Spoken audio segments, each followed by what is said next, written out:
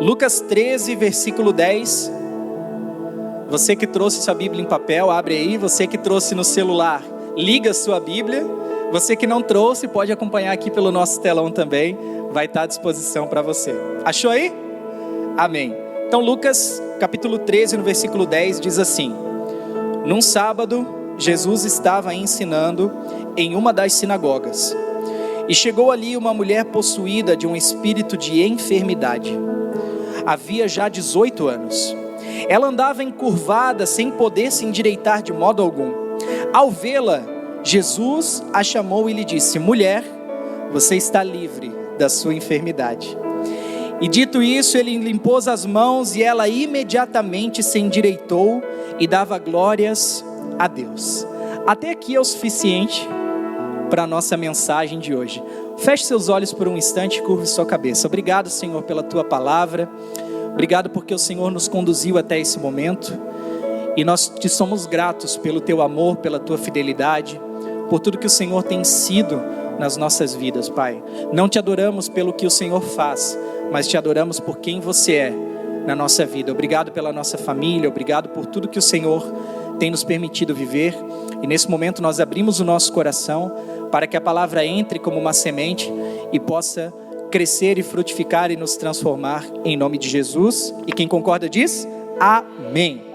Bom, eu preciso começar essa ministração de hoje te contando algumas bênçãos e testemunhos de milagres que nós vivemos durante essa semana que passou. Porque isso que eu vou te falar agora vai fazer sentido com a mensagem que nós vamos ministrar nessa noite. E aqui, a minha esposa está aqui para não me deixar esquecer de nada, então, por favor, se eu esquecer de alguma coisa, você me lembra, tá bom? Semana passada nós estávamos conversando sobre a necessidade de colocar uma mesa para as crianças no Ministério Kids. E uma pessoa da igreja se dispôs a abençoar, e eu disse: olha, me permita fazer um orçamento. E fui fazer um orçamento com o marceneiro, que é o marceneiro que faz os móveis para nós, fez a cozinha da igreja. E esse marceneiro disse: pastor, não se preocupa como você vai pagar, isso eu vou abençoar, vou dar um presente para o Ministério Kids da igreja. Só me passa a medida, a altura, do jeito que você quer que eu vou fazer e vou mandar entregar. Falei: glória. Quando eu passei a medida, eu acho que ele não esperava, porque a gente pediu uma mesa de 2 metros para poder acomodar ali bastante criança. Mas enfim, então, primeira bênção da semana foi essa mesa que nós ganhamos. Na sequência, fomos abençoados com um lindo arranjo que está ali na recepção também. Quando você sair, você vê do lado da frase uma igreja para chamar de sua. Tem um arranjo de flores ali maravilhoso também, que a igreja foi abençoada. Na sequência, eu estava tomando um café no dia seguinte com um pastor amigo meu. E não sei se você percebeu, mas essas cadeiras que você está sentada são diferentes das que você sentou na semana passada. Essas cadeiras, nós estávamos negociando com uma igreja, de um amigo meu, que ele está trocando as cadeiras lá. E eu negociei com ele 100 cadeiras.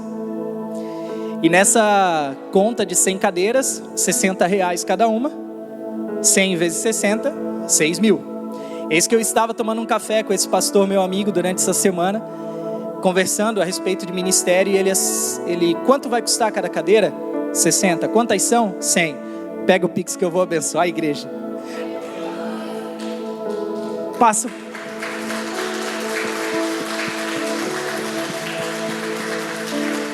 Deus é bom, irmãos. Então Deus é bom, porque a gente ia fazer um propósito, cada um compra uma, mais uma do visitante, aquela coisa que a igreja faz, e não precisou, Deus mandou as 100 cadeiras.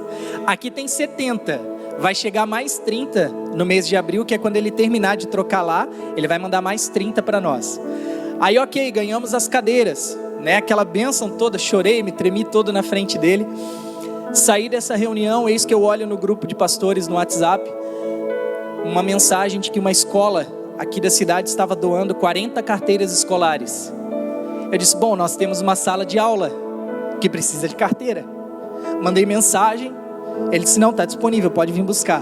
Mais uma bênção, 24 carteiras, estão lá em cima já colocadas, para a gente poder utilizar para os nossos cursos. Os adolescentes aí, juniores, né, os adolescentes, né, já são adolescentes. Em breve volta a programação de vocês, porque agora estamos montando a sala lá para poder te dar essa aula durante os cultos de domingo. Então, naquele mesmo dia, fomos lá, buscamos as cadeiras e fomos abençoados, as carteiras, fomos abençoados com ela. No mesmo dia, enquanto a gente trazia as carteiras para cá, a igreja ganhou o primeiro jogo de louça, 48 peças. Pires, xícara, prato. Eita, tô até nervoso. Xícara, pires, prato. Irmão, já tá lá, o culto de casais ontem foi feito com a louça da igreja. A gente não precisa mais pegar emprestado. Eita glória. E aí, ganhamos o jogo de louça. Aí no mesmo dia, no dia seguinte, estávamos aqui na reunião de voluntários. Uma irmã da igreja disse: pastor, eu fiz um propósito com Deus, e todo o kit de ceia da igreja, mês a mês eu vou abençoar. Falei: oh Deus. Então essa irmã fez o propósito, abençoou ali os kits de ceia da igreja, ceia que você vai participar hoje. Nesse mesmo dia, eu sou chorão, irmão, você que nos visita me perdoa, mas eu tenho um coração muito mole. Nesse mesmo dia, uma outra família da igreja, um outro irmão da igreja disse: pastor, quantas bombonas de água vocês usam por mês? Eu falei: uma, duas, depende. Eu vou mandar 10 para a igreja, e todo mês eu vou ficar responsável por repor a água da igreja. Eu falei: irmão, não precisa tanto. Manda 3, tá bom demais. Tá ali, 3 bombonas, uma colocada e mais 2 reservas. E mais uma pessoa se responsabilizou pela água que você vai tomar, pela água que você vai usufruir ali. Na sequência, ontem tivemos o nosso culto de casais e foi uma bênção. Foi muito lindo, foi maravilhoso. E a gente tem as mesas, tinha as louças, mas não tinha toalha. As toalhas nós pegávamos emprestado com a igreja do nosso pastor. No final da celebração, uma irmã da igreja disse: eu vou doar as toalhas, passa as medidas que eu vou mandar fazer e vou abençoar a igreja com as toalhas. Falei: glória a Deus. Enquanto jantávamos, como se não bastasse, enquanto jantávamos, um irmão visitante que estava aqui conosco, ele trabalha com forro de isopor, esse forro acústico que você está vendo aqui, todo o tratamento acústico de igrejas. Ele olhou, ele disse: eu trabalho com isso. Eu falei: então você é a pessoa certa que eu preciso. A igreja que saiu deixou algumas placas que estavam furadas, porque tinham os equipamentos deles instalados, e eu preciso repor. Eu gostaria de trocar e colocar placas bonitas, novas ali. Ele falou: eu tenho todas em estoque. Falei: quanto vai custar? Nada. Faz a contagem de quantos você precisa, passa para mim que eu vou abençoar. Falei: meu Deus do céu, Senhor, eu nem mereço tanto, Pai, mas não é por mim, é por Ele, é pela obra dEle. Irmãos, é uma bênção que não acaba, é um negócio assim sobrenatural. Eu esqueci de alguma coisa? Não, mas pensa numa semana de colheita, numa semana de bênção. Foi muito lindo. E por que eu estou te contando tudo isso? Porque inspirado em tantos milagres que a gente viveu ao longo dessa semana, durante o mês de fevereiro nós vamos trabalhar uma série de mensagens nova aqui na igreja, intitulada Os Milagres de Jesus, onde nós vamos passear pelos 4 evangelhos e nós vamos pegar milagres pontuais que Jesus fez e entender como eles se aplicam na minha e na sua vida. E eu tenho certeza que essa série de mensagens, ela vai te encorajar a desejar pelos milagres de Jesus, a você crer de todo o coração que os mesmos milagres que a igreja vive, que outros irmãos vivem, estão disponíveis para você também. Então, o nosso primeiro tema da nossa primeira mensagem é justamente sobre essa mulher do texto que lemos, a mulher encurvada. Então, se você puder, eu gostaria de te pedir para redobrar a sua atenção e a sua devoção ao Senhor, porque eu tenho certeza que Ele vai continuar falando ao seu coração. Amém? Estão comigo? Amém.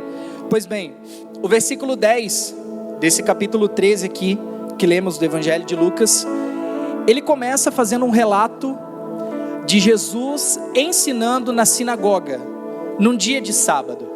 Mas ele estava numa sinagoga local, e eu preciso contextualizar você do que estava acontecendo naquele momento, para que o impacto dessas palavras não seja menosprezado no seu coração.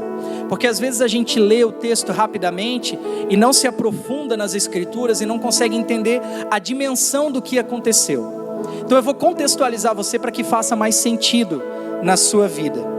Nesse ponto da história, o ministério de Jesus já era um ministério famoso, Darley.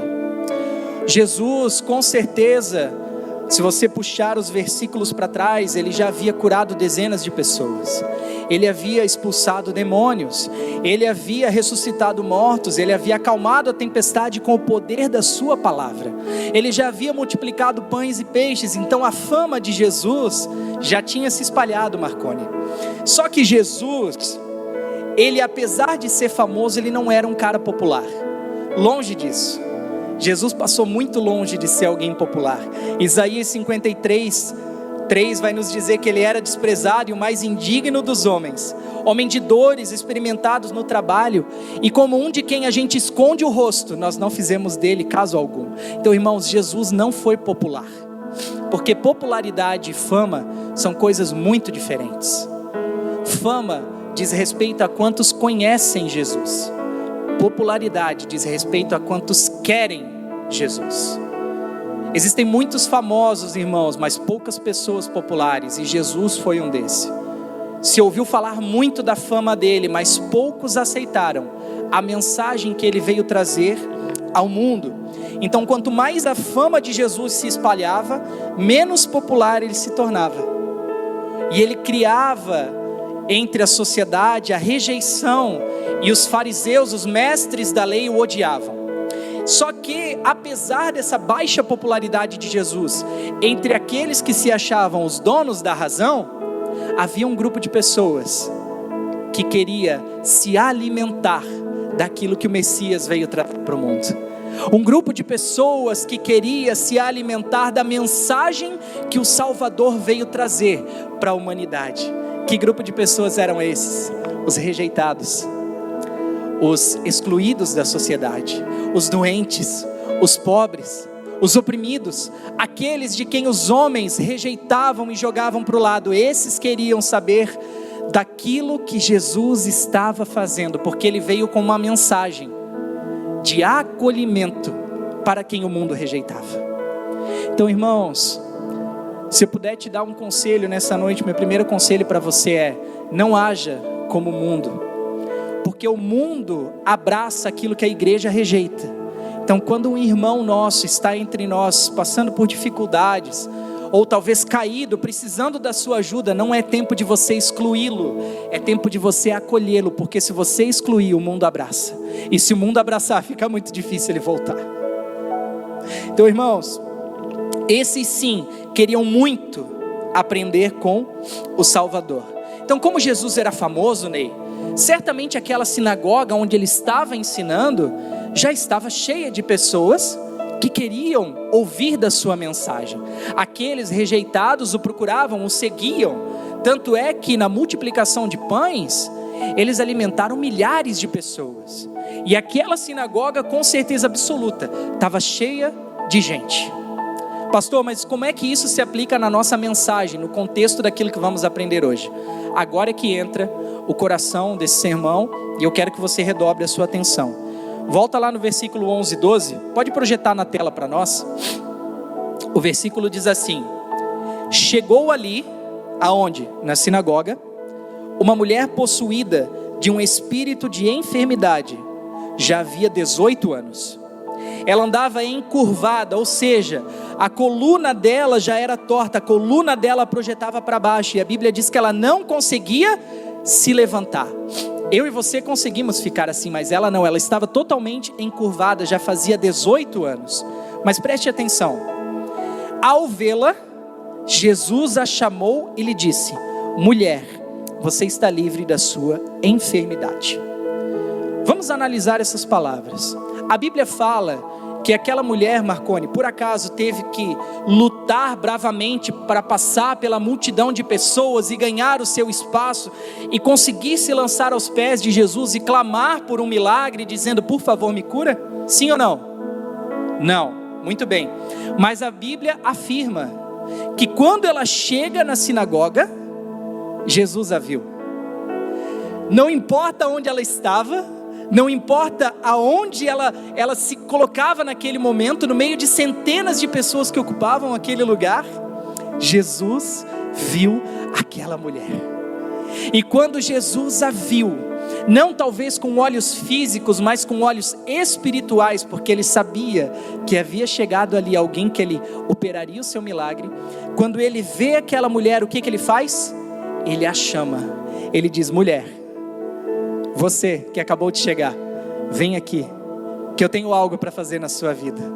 E a Bíblia segue dizendo que quando ela chega, ele lhe impôs as mãos e a curou, a sua enfermidade imediatamente. Aleluia, irmãos, isso é lindo demais. Por quê? Porque o mesmo Jesus que chamou aquela mulher no meio da sinagoga, dentre centenas de pessoas que estavam lá, é o mesmo Jesus que está aqui nessa noite olhando para você no meio de dezenas de outras pessoas e está dizendo: filho, filha, eu estou te vendo. Não ache que a sua luta, não ache que a sua dor está passando despercebida diante de mim. Não ache que eu não estou vendo o que você está passando. E se você veio nesse lugar, eu trouxe você. Então agora vem para cá e deixa eu estender as minhas mãos sobre a sua vida e curar você, libertar você, cuidar de você. Esse mesmo Jesus que olhou aquela mulher no meio de dezenas de pessoas, olha para você na noite de hoje e te chama pelo nome e te diz: filho, filha, vem para cá que eu tenho algo para fazer na sua vida. Vem para minha presença. Por quê? Porque Ele se importa com você também. Será que você pode fechar os seus olhos por um instante? Queria te convidar nesse momento de olhos fechados, respirar bem fundo, sentir a presença do Espírito Santo com você, te envolvendo nesse lugar, e você contemplar Jesus estendendo a mão para você e te dizendo: vem para perto de mim. Ele está de mãos estendidas te dizendo: eu esperei por você, eu vi quando você chegou e eu conheço a tua história, eu conheço as tuas lutas, eu conheço as tuas dores, eu conheço o que você está passando e enfrentando, e eu estou disposto a te ajudar, porque eu te amo e eu me importo com você. Irmãos, muitas vezes eu e você chegamos diante de Jesus exatamente como essa mulher, encurvados pelas decepções que talvez tentam nos jogar para baixo e nos impedir de olhar para cima. Talvez eu e você nos achegamos diante de Jesus encurvados pelo remorso, pela falta de perdão, pelos ressentimentos e amarguras, pelas derrotas, pela vergonha que passamos. Irmão, eu não sei como você está se apresentando diante de Jesus hoje, mas uma coisa eu sei: esse Jesus que curou aquela mulher tem poder para curar a sua vida. Ah, meu irmão, se você entender isso, você vai nessa noite dar uma resposta a esse chamado que Jesus está fazendo. Porque essa mulher, ela só foi curada porque quando Jesus chamou, ela saiu de onde ela estava e foi ao encontro dele. Ela foi até onde Jesus estava. Eu e você talvez estejamos sem forças e sem condições para se levantar, olhando só para baixo, olhando só para os problemas, para as dificuldades, sem conseguir enxergar o Senhor no meio de tudo isso. Mas eu libero uma palavra de vida sobre a sua vida na noite de hoje. O mesmo Jesus que curou aquela mulher pode curar você. As suas emoções podem ser curadas. Pessoas com traumas nas suas emoções, lembranças que não conseguem ser apagadas da sua memória, decepções e amarguras que têm tomado conta do seu coração poderão ser curadas na noite de hoje, se assim nós permitirmos, em nome de Jesus. Então, é na presença de Jesus que nós somos curados, libertos e temos a nossa vida restaurada pela sua poderosa mão. Aleluia. Você pode abrir os olhos para você não dormir? Glória a Deus. Jesus, já nos encaminhando para o final dessa mensagem, quero já chamar o ministério de louvor. Jesus, Ele curou e libertou a vida daquela mulher em 3 áreas e 3 aspectos diferentes. A primeira cura que Ele liberou sobre ela foi uma cura no espírito. Como assim, pastor? O texto que lemos relata que aquela mulher estava enferma havia 18 anos por conta de um espírito que a dominava. Um espírito de enfermidade se apossou dela por 18 anos. Tanto é que mais à frente, no versículo 16, quando Jesus então afronta os fariseus que eram detentores da sinagoga, ele diz que Satanás dominava a vida daquela mulher até aquele presente momento. Então a primeira cura que ele liberou sobre ela foi no espírito. A segunda foi no corpo, porque a Bíblia diz que quando Jesus lhe impôs as mãos, ela imediatamente foi curada. Imediatamente foi curada. Um toque do Senhor, o estender das mãos do Senhor, cura a minha e a sua vida instantaneamente. Instantaneamente, num piscar de olhos. E a terceira foi a cura na alma. Porque após ela ser curada, o verso 13 relata que ela dava glórias a Deus. Imagina você aí que é mulher, 18 anos doente, 18 anos sendo oprimida, como estava a autoestima dela? Você fica uma semana sem fazer a unha, 15 dias sem fazer os cílios ou a sobrancelha, você já fica se achando a pior mulher do mundo. Agora você imagina ela 18 anos presa nessa situação. Então Jesus trouxe uma alegria para ela novamente ao dizer: mulher, a sua enfermidade foi curada, você está livre dela. E assim como Jesus fez na vida daquela mulher, que a gente nem sabe o nome, não temos nem noção do nome dela, o único relato dessa passagem é nesse trecho do capítulo de Lucas, mas nós sabemos o milagre que ela viveu, e assim como Ele fez na vida dela, Ele pode fazer na minha e na sua vida hoje. Eu não sei qual é a área, irmãos, que você está precisando de cura do Senhor, mas essa série de mensagens é para despertar em você fome pelo milagre, é para despertar em você esse desejo de viver o sobrenatural do Senhor na área que você precisa que Ele faça. Então eu quero te convidar nesse momento a se colocar de pé.